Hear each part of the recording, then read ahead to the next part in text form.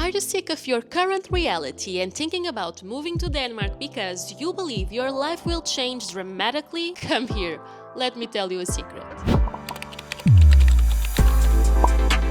Hi everyone and welcome back to the channel. I'm Joanna and I moved to Denmark thinking I was ready for everything, but I really wasn't. There's so much more no one tells you before packing your bags and make that big move. So if you are thinking about moving to Denmark or if you are already planning it, this video might save you a lot of time, money and stress. Before you even get on that plane, there are a few essential things you need to take care of while you are still in your home country. First, housing, more complicated than you think. Finding housing in Denmark can be one of the most stressful parts of moving here. Not just because prices are high, but also because most landlords require a security deposit. The deposit is meant to cover any potential damage to the apartment, but here's the tricky part.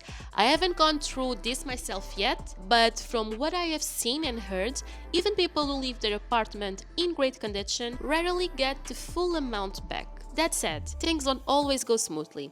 I've heard of cases where people who felt they were being treated unfairly and believed they deserved their deposit back had to take legal action to recover their money. So keep in mind that getting your deposit back can sometimes be more complicated than you expect. However, there are professional cleaning and repair companies that specialize in making your apartment look pristine before you move out. The idea is that when the landlord comes to inspect the property for damage, there will be nothing to point out, which can increase your chances of getting your deposit returned. But on top of all of that, you usually need to pay the first month's rent upfront. My advice is to start searching as early as you can and use platforms like Public Portal or even Facebook groups to find available apartments. Gather all your important documents, birth and marriage certificate, vaccination records, work contracts, and get them translated into English. You'll need them for all kinds of bureaucratic processes once you arrive. Second, make sure you have health insurance that will cover you during your first weeks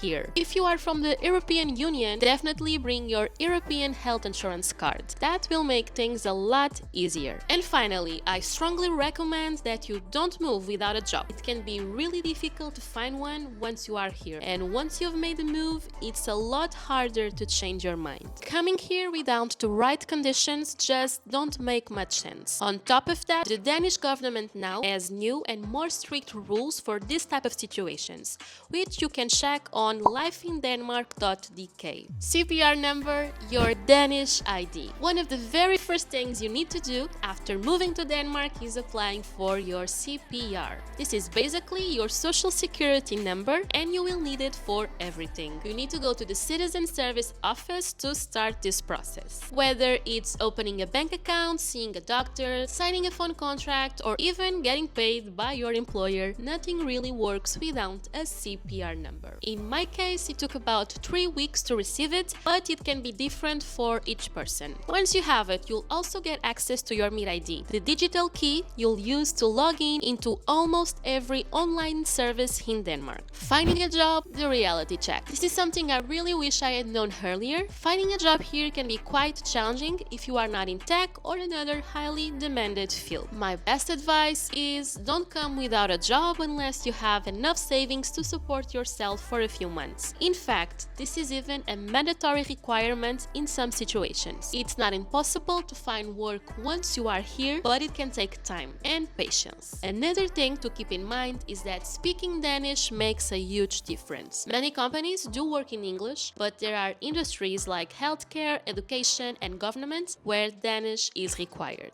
So, the sooner you start learning the language, the better your chances will be to find a job here and to integrate into Danish society. Driving and cars. Now, if you already have a driver license from Portugal or most other European countries, the good news is that you can use it here without any problem. But bringing your own car, that's a whole different story. We quickly find out that legalizing a non-Danish car in Denmark is extremely expensive. expensive. In our case, the tax alone was almost higher than the cost of buying a brand new car. Because of that, most people either sell their car before moving or wait until they arrive to buy one locally, or even choose to lease instead. Taxes, higher than you think. One of the first big shocks when you move here is the tax rate. Taxes in Denmark are high, usually between 37% to 45%, and the exact percentage depends on your income and the place where you live. But here's the good side of it. Those taxes cover free healthcare, free education, infrastructure, and social benefits, and in my experience, they really do work. So yes, you'll see less money on your paycheck, but you'll also get a lot back in terms of quality of life and public services. Healthcare.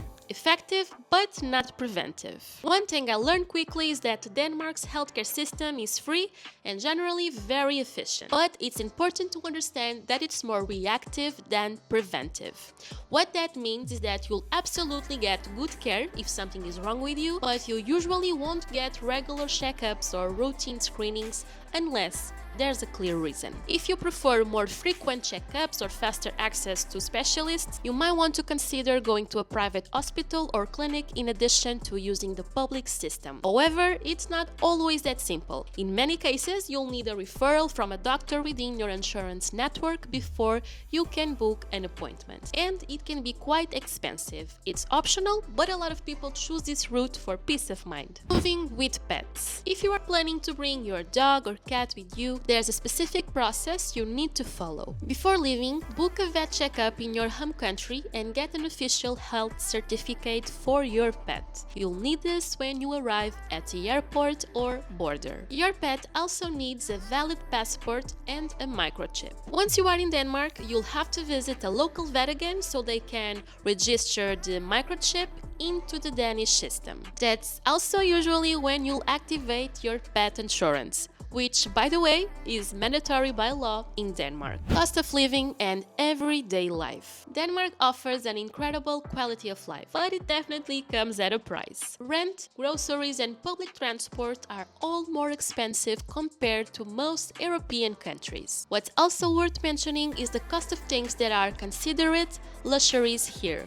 Services and activities that are affordable in Portugal, like getting your nails done, going to the hairdresser, watching a movie, eating out, drinking alcohol, are much more expensive here in Denmark. It's definitely something to keep in mind when planning your budget.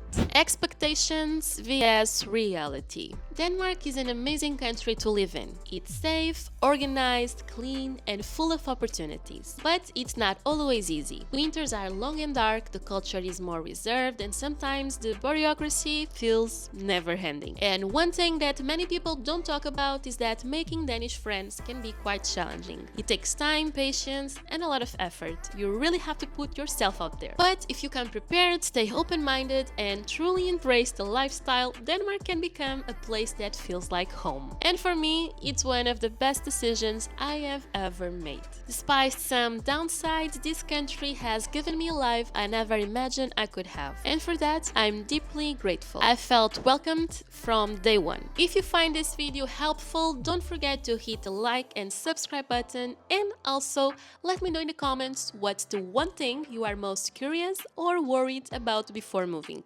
I'd love to answer it in a future video. Thank you so much for watching, and I hope to see you in the next one.